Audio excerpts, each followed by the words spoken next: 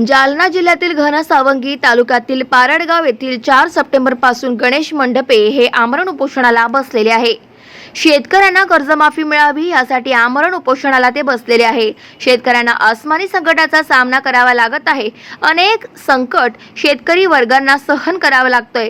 कधी दुष्काळ, कधी अतिवृष्टी, शेती पिकाला भाव नाही। यासाठी महाराष्ट्र सरकारने वेळेत कर्जमाफी करावी याकरिता गणेश मंडपे हे पारड गावात आमरण उपोषणाला बसलेले आहे। शेतकऱ्यांचे आमरण उपोषणाला भरपूर पाठिंबा मिळतोय।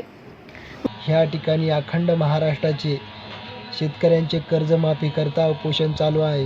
उपोषण दिनांक 4/9/2024 पासून या उपोषणाचा हेतू महाराष्ट्रातल्या सर्व शेतकऱ्यांना कर्जमाफी करण्यात यावी व महाराष्ट्राच्या मुख्यमंत्र्यांनी वेळेत निर्णय घेऊन महाराष्ट्रातल्या शेतकऱ्यांना कर्ज माफ करावे या हेतूसाठी हे आमरण उपोषण चालू आहे। आजचा उपोषणचा 6वा दिवस आहे। गावकऱ्याच्या वतीने व शेतकऱ्याच्या वतीने मोठा पाठिंबा मिळत आहे। जोपर्यंत सरकार निर्णय घेणार नाही तोपर्यंत या उपोषणाला मी ठाम पद्धतीने राहणार आहे। गाव माझा न्यूज करिता नजीर कुरेशी, घनसावंगी, जालना।